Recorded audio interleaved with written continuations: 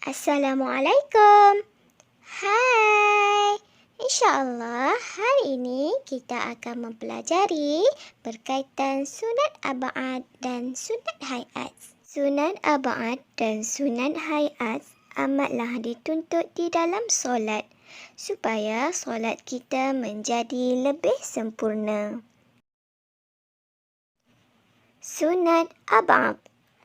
Amalan sunat yang dituntut jika tertinggal hendaklah digantikan dengan sujud sahwi. Contohnya, bacaan doa kunut. Sunat hayat. Amalan sunat yang dituntut jika tertinggal tidak perlu digantikan dengan sujud sahwi. Contoh, dari segi perbuatan melihat ke tempat sujud.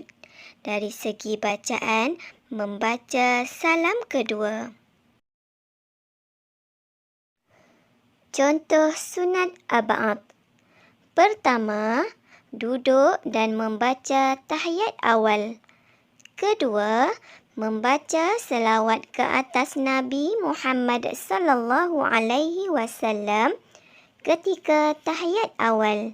Ketiga, membaca selawat ke atas keluarga Nabi Muhammad sallallahu alaihi wasallam ketika tahiyat akhir. Keempat, membaca doa kunut pada solat subuh.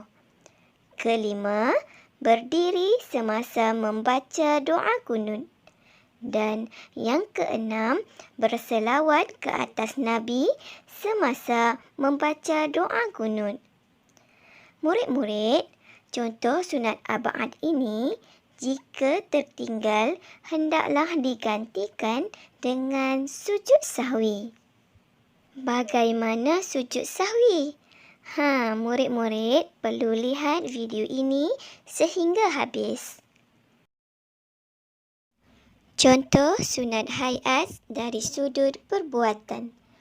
Pertama, mengangkat kedua-dua tangan ketika takbiratul ihram, rukuk, i'tidal dan bangun selepas tahiyat awal. Kedua, meletakkan tangan kanan di atas bahagian tangan kiri ketika berdiri. Ketiga, melihat ke tempat sujud. Keempat, duduk iftirash dan duduk tawarruk. Kelima, meletakkan kedua-dua tangan di atas paha ketika duduk tahiyat awal dan tahiyat akhir.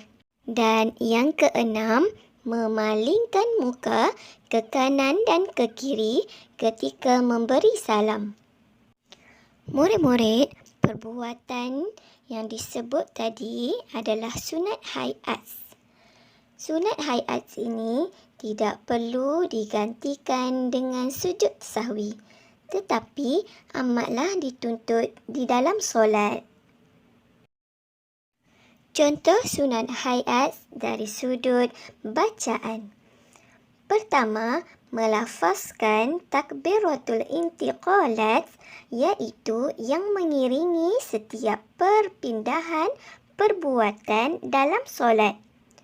Kedua, membaca isti'adzah sebelum membaca Al-Fatihah dan menyebut amin selepas Al-Fatihah.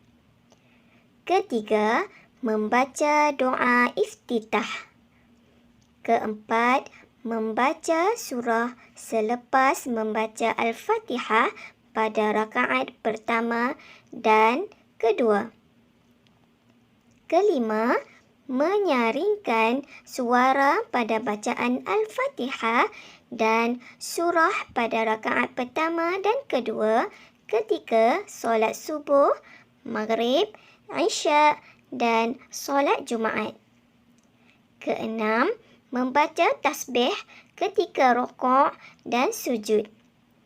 Ketujuh, membaca Sami Allahu liman hamidah dan Rabbana lakal hamdu ketika bangun daripada rukuk. Ke-8, membaca doa ketika duduk antara dua sujud. Ke-9, membaca selawat Ibrahimiyah. Ke-10, memberi salam yang kedua. Tata cara sujud sahwi. Pertama, duduk iftiraj membaca tahiyat akhir. Kedua, sujud, kemudian baca Subhana man la yanamu wa la yashu. Ketiga, duduk antara dua sujud. Keempat, sujud kedua, membaca Subhana man la yanamu wa la yashu. Kelima, duduk tawarruk. Dan yang keenam, memberi salam. Assalamualaikum warahmatullahi. Baiklah murid-murid, begitulah tata cara sujud sahwi jika kita tertinggal salah satu daripada sunat ab'ad. Semoga murid-murid dapat mempraktiknya di rumah dengan lebih baik.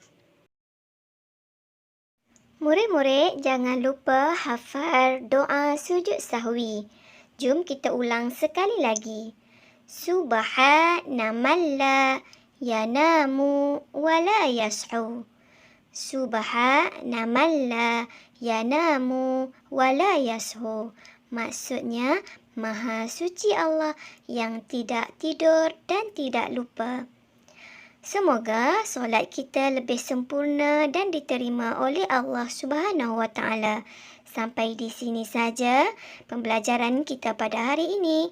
Jumpa lagi di lain video. Jaga diri baik-baik. Assalamualaikum warahmatullahi wabarakatuh.